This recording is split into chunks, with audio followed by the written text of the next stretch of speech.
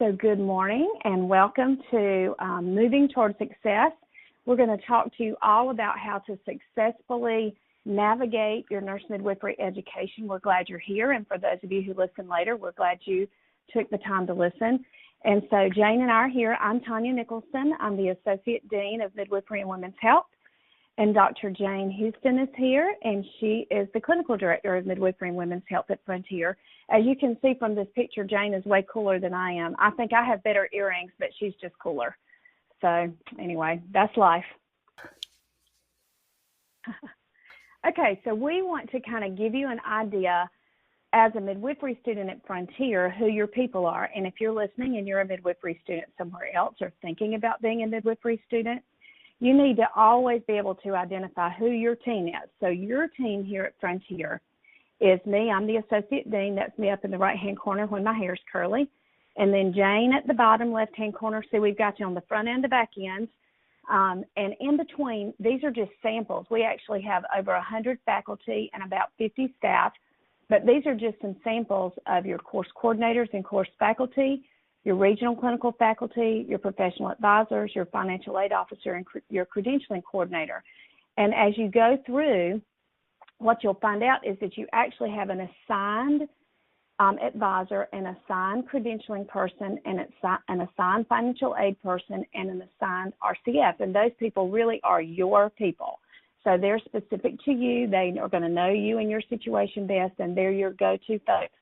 But now I tell you what, Jane and I are very comfortable being your guides too. So if you're unsure about who to ask, you ask us and we will point you to the right person.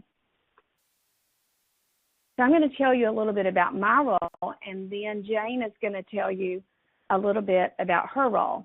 So my role is as the Associate Dean, and my job is to kind of oversee the whole department. And so what I do is I talk to you as needed. I'm your cheerleader, elderly cheerleader. Note, that's me.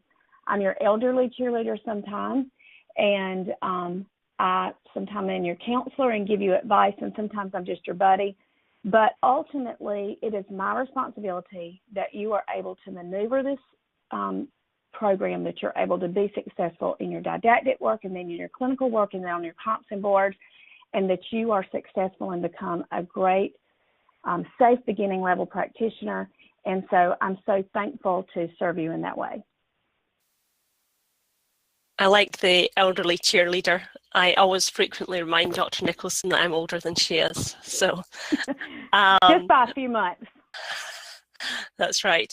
So as Tonya kindly said, I'm the clinical director, which means I'm the overseer of the clinical courses. So what does that mean for you? So when you're in midwifery, I help coordinate all the Canvas courses that you're going to see. So when you're in clinical, I'm responsible for the content of that and how it operates. And I have done a full revision of that since I've come to Frontier. And I'm very, very happy for you to make suggestions. If you find things that are not helpful and you think they could be improved, Dr. Nicholson and I are all about improving things for you. So it's all about hearing from the students. So you work your way through the clinical courses with your preceptor and your regional clinical faculty and me overseeing everything. So I help you with any problems that are in clinical. And as Tonya said, we're all about your success, and then we look forward to you successfully completing all your clinical hours as a safe beginning practitioner. And then Dr. Nicholson and I work very closely together. In fact, I do believe we speak every day. So we work very closely. So if there are issues that we're not able to solve for you in the clinical side, we certainly bring them to Dr. Nicholson so that she can give us her learned opinion and help us work when there is an issue or anything of that nature. I want to remind you guys, because I see we've had a few other people join us. Thank you. Please feel free to type in any questions as we go. You're not interrupting us. That's what we're here for. And to be honest, we're so scattered at times in our thinking because we're so excited to tell you everything that we want you to ask as it's on your mind, because that's when it's pressing to you. So I'm going to tell you that most of the time, this is what we think is going to happen. On the top, we think we're going to start here, we're going to move right on up, and we're going to end up right there. But that is not what life has in store for us most of the time. Most of the time, there are peaks and values and unexpected modes of transportation. And so please know that we understand that. And because we understand that, we build into the program flexibility that can help you still be successful. So we have, if you need time out of school for a pressing reason, we have ways for you to do that. If your course coordinators and your course faculty want to hear from you, so that if you are struggling because of right now, case in point, the hurricane, we sent out an email yesterday to all of the faculty and the students saying, hey, if the storm's coming your way and you're going to have issues with timing on assignments, on grading assignments when we're talking to the faculty, please let everybody know. Let us know so that we can surround you and take care of you during this time period. We want to do that. We know that your success is paramount and is very dependent upon you reacting to what is really happening to you in life.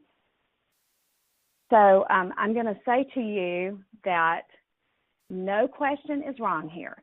Every question is right. So I don't want you to play dumb.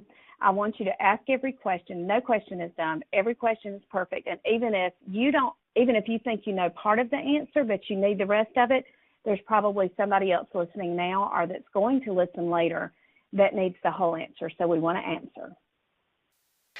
And I really love this slide. I love all the cartoons, and I have to give Tonya kudos for these pictures. She is excellent at finding fantastic pictures and memes for us to demonstrate what we're talking about.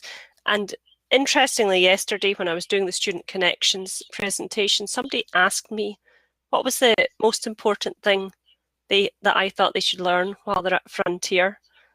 And I think this picture, actually, I should have said, go and find this picture. So being open to seeing the world differently. As a graduate student and as a midwifery student, you really want to start thinking more deeply and critically about what you're learning and allow your education to change you. And there will be discomfort along the way, but that's okay. And it can really, really open your mind to all possibilities. You know, I think one of the hardest things about being a student, especially a graduate student, is that you guys are experts. Most of you are expert nurses already. And so we're asking you to step out of that and to back up and become a novice. And that is uncomfortable. And so to be able to be vulnerable like that is the way that you're able to grow. I also love this slide and look at the power stance of Salvador Dali. And it says, have no fear of perfection because you'll never reach it. So you can tell if Dali thought he couldn't reach perfection, then none of us can either. So your attitude really is everything. And as we said on the last slide, you're learning to think in really different ways. It's different than associates. It's different than bachelors. The world as a nurse can seem kind of black and white. But as a practitioner, you're going to find that there's many different colors, and there may be more than one right or wrong answer. You know, so you've got to be aware that you have to be flexible, and it is okay. And we always ask you to strive for excellence in everything you do, but not perfection, because it's not really attainable. And then a little note about nursing school, wherever every answer is correct, but you're probably still wrong. It's like all those little multiple choice grids you used to have to complete. It does feel like that, doesn't it? Especially with all the things that are right and okay. Like Jane said, there are lots of shades of gray, and sometimes there's more than one way.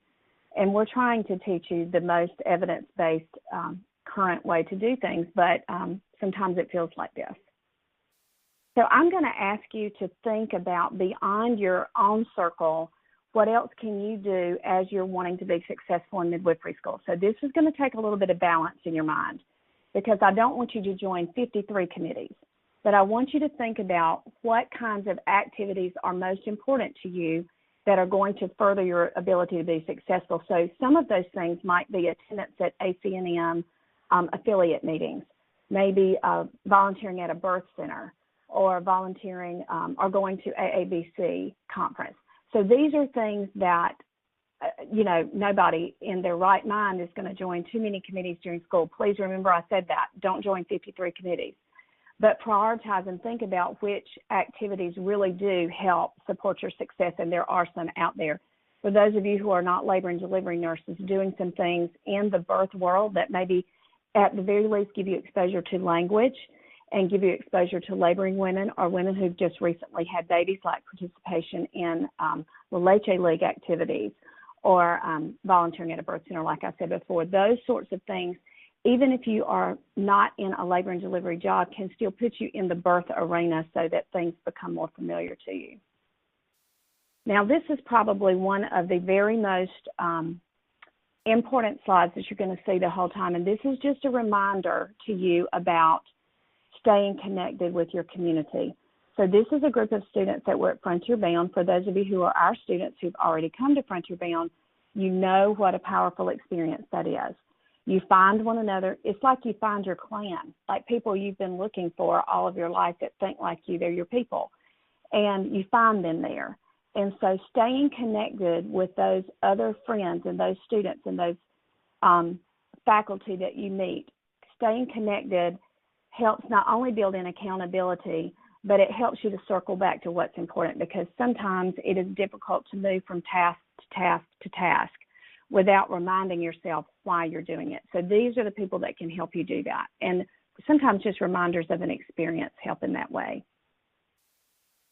I'm going to ask you also to think about what is necessary in your life and what is unnecessary. I talk about this at Frontier Bound, so those of you who've been there with me, I'm sorry for the repeat, but you could hear this every day and it would not be too many times. Please remember that there are many things in your life that are absolutely necessary. Spending time with your family, prioritizing, taking care of yourself. But there's some things that are unnecessarily crazy, and they're just additional things that take away from your ability to focus on school. So think about what those are. And the things that you can get rid of, like being the president of the PTA this year, that is not necessary. You don't have to do that. There's somebody else that can do it and probably would benefit from the experience. Take a break from some of those extra activities that are extra crazy for you, that just add additional burden, and concentrate on the important things. And then I'm going to tell you to please remember that as you're seeking mentors, whether it is a preceptor that's going to mentor you through the clinical preceptorship, whether it's faculty within our Frontier faculty, or it's just other people in your life, make sure that the things that are important to you are important to them, because if you're on the same mission, you're going to move down the path together and they're going to guide you correctly. Well, that's so true, Tonya. And we also want to think about, how do you develop a schedule? How do you fit in 4 full-time jobs, being a student, running your house, running your life, your work, your family? How does that all work together? And it's really important, as it says here, you cannot pour from an empty cup. You need to really take care of yourself first. So getting a good balance going. And I found this very amusing. This was a picture of my life during nursing school. So a picture of your social life during nursing school. Don't overschedule your social activities. We want you all to be successful. It's very important to concentrate on your goals. Writing down your goals is also good, and making sure you've got time to achieve them. So you do have to make sacrifices for your long-term goals, but it's worth it. It really is. This is so true as well. I feel so energized after that 12-hour shift, said no one ever. Do think about your work-life balance, and this is essential. The students we do see running into issues often have underestimated how much work is in 312s, because they're like, oh, well, I have to work because I have to have the insurance and I have to do 3 12-hour shifts. Plus you have full-time school or even part-time school. And then when you're in clinical as a midwife student, you have to be on call. So you do need to think about that. Full-time work and full-time school is very difficult. It can be done, but you have to be very careful. So do think about how, to get the balance right. Another thing about those 12-hour shifts to me is nurses as a group, we're used to those 12-hour shifts, right? So we get into this mentality that we can do anything in 12-hour shifts, including studying. And that is not really a reasonable expectation. Our minds don't really work that way. And so to think that on those off days that you can do 12 hours of studying it's not usually beneficial or productive studying. And this is also true. So we said that, when you're a parent, you're a spouse, you have children, and it's amazing how many of our students decide to raise tiny humans while they're at Frontier. So these are all full-time jobs, and that doesn't just include your work and your school life. So be really conscious of how you're going to fit everything in. Even, planning. I know Tonya's great, she's a great organizer, but so am I now. You have to really plan out each week very carefully what you have to achieve in that week, and then looking at the months ahead so that you're going to be successful. You also need to think about exercise, sleep, and healthy eating. And Dr. Nicholson is one of my heroes. She's always exercising. So I always, she can do the exercise. I need to pick up my exercise a wee bit, but also eating healthy and sleeping well. So it's very crucial that you get enough sleep and eat properly and fit in exercise. I'm going to give a tip about the exercising because I try something new all the time because I am easily bored. And so what I do with exercise right now is every time I get up from my chair here, at least every hour, right now I'm doing squats and push-ups. So I'll get up and do 15 squats and 10 push-ups every single time I get up from the chair, which is about every hour. And so by the end of the day, that's a lot of squats and push-ups. And so it's quick, it's short, it gets the blood moving, and it keeps me on track for the day. And I try to the key to food is keeping it in your house. Like if you have to go really do a lot of preparation, you're not going to do it. But I pre-prep a lot of food so that it's ready so I can go grab something quickly. Well, that's really some great tips, and I've got an under desk little exercise cycle so that I can keep fit, because when you're sitting at your desk for a long time, it's very important to get up and do something.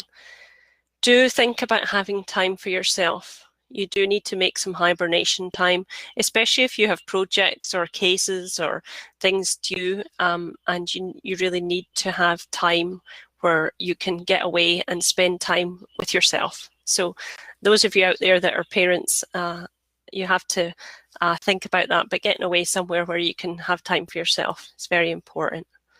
And this slide also indicates that, have you been creative? Have you been outside? Have you read a book? I mean, that's the thing. I love reading, and I try and read every day if I can, just to enrich my mind as well as thinking about my job. And not a book. Sometimes it's not a book that's just about midwifery. It's actually a reading book. Exercise at least 20 minutes and done something helpful, because that's all going to really help yourself to take breaks from your office. Make the best of the term breaks. Somebody asked me, can I work right through in clinical? Well, yes, you can, but you may want to actually reintroduce yourself to your partner or your children. So do think about taking a few days off in between. They're not meant for getting ahead. They're meant to be time for you to rejuvenate yourself so that your family knows who you are. I'm going to talk a little bit about things that can help you maximize your study time. So one of the things that I'm going to talk about is organization, and Jane kind of mentioned that earlier, but I break things down into very small pieces. So I start large and I think about big projects that I need to do. So in your case, that would be like your coursework. So you look at the whole term and you set it up on one calendar. I think keeping a single calendar is much easier than multiple calendars, because sure as the world, you're going to miss looking at one if you do that. So one single calendar, even if they're color-coded or whatever you need to do to help you look at one course at a time. So then the one single calendar helps me to see when the large things are due, so I start there. I pare it down, and I even sometimes get as detailed as an hour or two at a time. Like I'm going to work for 2 hours on X project or Y project. And like I said, I get bored easily. Some of you may not, but because I do that, I try to work in small pieces on different things so that I keep things fresh. And I heard somebody say yesterday at one of the Student Connections meetings, and we're going to talk about those a little later, the tip with writing especially, and I find this to be true of many types of projects, is to work on it and then put it away and come back to it and look at it. If you work too long on one thing, you get so immersed in it that you can't look at it critically. And you also get tired of it, so you're like, want to be done with it. So if you work on it some and put it away and then come back and look at it, you're looking with fresh eyes, you have renewed energy and interest toward it, and you're going to improve it. It's going to get better. And so making sure that you have everything planned out so that you put adequate time into the issues. And then I literally move things from day to day. Here's my book. I get a new one every single term. So each day I write down my to-do list, or actually I write it each evening for the next day, and I bring forward what I needed to do that I didn't finish today into tomorrow's. And there's James. Yes, we do something very similar. And then I have my big calendar that pings at me every hour to tell me what I need to do next. And so those things are helpful. And then, you know, this is always like a running joke, look in the syllabus. But that is really your responsibility to do due diligence at the beginning of the term and make sure you look through everything. Sometimes even if you take a good read through at the beginning of the term, later when you have a detail type question, you'll know I've read that somewhere. And usually it is back in the syllabus. So make sure you take a good look so that you're looking at and being able to reasonably estimate the kind of time that it's going to take to do any specific task or activity, that you have taken a look at the reading and planned time for that, and really put in the time that's needed, because very often the answers are there. So this is a really important slide, and it's about designing your own study space. And some of you may already have this. It's very important, even if it's not a whole room, that you need a designated area that's yours for study that's reasonably quiet, and it has a door. If you have small people in your life, you may need to go there, and it's a sacred place where you have to go for your few hours a day, and people have to, there's a door so that you can have your private study time, so you can concentrate on your higher learning that's going to occur while you're at Frontier. You can see here we've got a nice ergonomic chair, and it doesn't have to cost a lot. Amazon has excellent desks. I made my own desk from Amazon. Some assembly required, of course, but you can get reasonable pieces of furniture and chairs for a reasonable cost, and making sure that it's a calm, comfortable place where you'll be able to study well. And even sometimes if you have large, noisy people, you still need a door. This is also important. You see the little person sleeping in the bathroom. We have known cases where students were taking the remote proctor exams in their bathrooms. So please think about a designated study space. You really need your own space. And this is actually Tonya on her treadmill. So when I'm calling her up in the morning, I get to see her on the treadmill because she's always working away there on the desk. But you can do it too. They are coming down in price. And as I said, you can even I've got a little under desk exercise cycle. So that's something that you certainly keep active when you're working, because it'll be really helpful for you. So I want to talk a little bit now about your different resources besides the obvious ones. So there are resources within your courses. So that would obviously be your course readings, your course faculty, your course coordinator. There are also outside resources such as your library, your librarians, your IT folks. These folks really do want to help you. They are available. I think we have some of the greatest librarians and IT folks anywhere on the planet. I mean, they are so responsive. So please use those resources that you have. And I'm going to show you who I think your most important resources are, which I intimated. That is your faculty. It is tempting sometimes as a student to feel like you are interfering with faculty when you contact them. But I want you to think about, especially in distance learning, we are not standing in front of you to talk with you for X number of hours every day, and then standing at the cooler, and then standing in our office and you pass by. All of those times are chances for interaction that we don't have in the same way. So your chance for interaction is that email, is pinging them on Google Hangouts, is giving them a call. We live for that. In fact, pardon me, over this last week I've been talking individually to faculty, and one of the questions that I asked each one of them was, what is the most rewarding thing in your job? Resoundingly, I don't think there was a single exception. Every one of them said the students, interaction with the students, when the student has an aha moment. And I promise you, they're not seeing that aha moment in your paper. It is when you talk.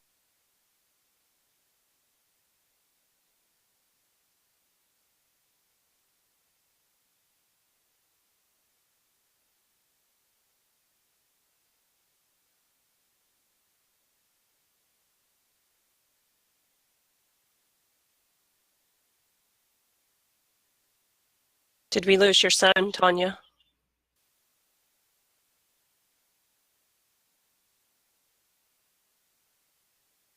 Shall I see if I can unmute you? No, I can't. Somehow your sound got muted. I can keep chatting.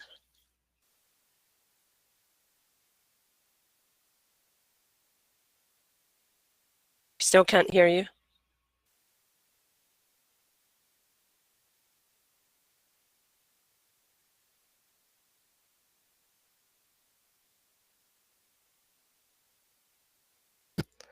So I'm just going to echo what Tonya said about the importance of the students, and she's exactly right. That is the most important thing at Frontier, is our student success and interactions with our students. And you can see that we have a lot of experience, and many of us also have out-of-hospital clinical practice experience. For example, I work at a birth centre as well as being your clinical director.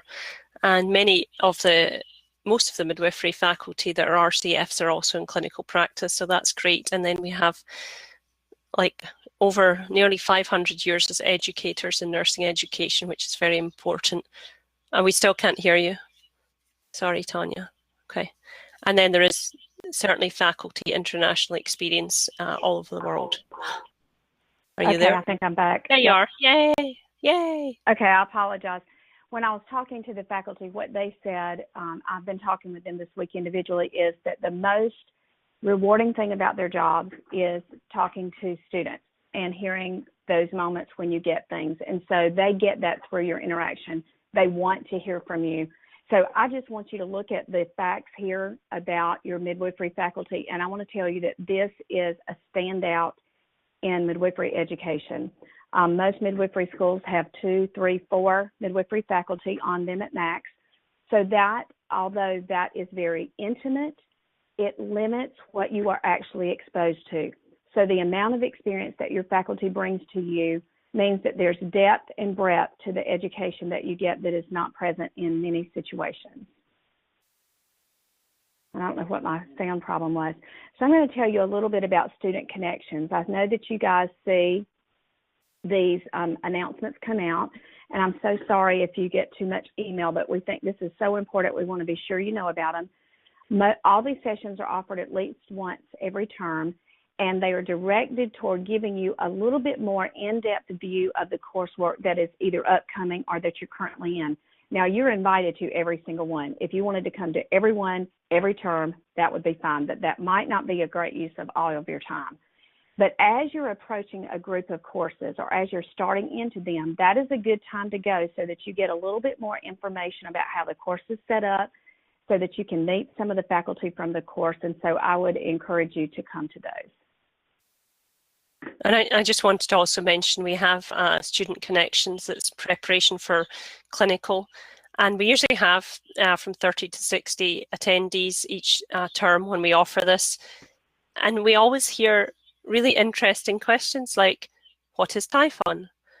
what should I wear to clinical? And, these are things, that they're, it might seem to people that's a really basic question, but, if you've got questions, that's why we're here. We really want you to have a productive time and not be scared to ask us any question at all, because that's why we're here. So we have these presentations just for you, and they are also recorded, so you'll be able to listen to us again, and you'll be able to see and hear all the questions as well. So please avail yourself of these opportunities when they come up, because we love all the questions that come up, and love seeing where all the students are from. And I just wanted to reiterate from the last slide about the faculty, Tonya, having worked in other institutions, the faculty are people that write the textbooks that you're going to be studying from. So, you're actually getting the people from the source, and you're like, wow, that's really that person that wrote that book for me, and it's in my course. So it's pretty significant, and it's such an exciting place to work every day. I like that you mentioned that, even about what people wear in clinic, because like you said, that might on the surface seem like a silly question, but it's not. For example, this is what I wear to the office. But in some places, this would be totally inappropriate, that they always wear scrubs, or, so it is variable based on where you're going. And so that's actually a great question. So as we get close to the end here, and we are still watching for your questions, I hope you'll ask them, even if they're very specific. We may send you somewhere else. But I want you to know that we believe in you. We know that you're not perfect. We know that that you're going to have struggles at times, and you're going to have successes, high points and low points, but we believe in you, and we are here for you. We need your success. Your success really is our success. And that's kind of like, see the little caterpillar? That's kind of who you are when you start into midwifery school. And then you go through a transformative process that is sometimes scary and sometimes painful, but you come out on the other side, just like that great big butterfly there. You have within you what it takes to be successful. You need guidance. You need assistance. You need resources. We have those things. There is no limit to what you can do. And your persistence, your ability to continue every day is going to result in wonderful things. We need you because our healthcare system is broken. And you are the hope that we have, that midwives like you, that you're going to impact women who are going to impact their families, who are going to impact their community.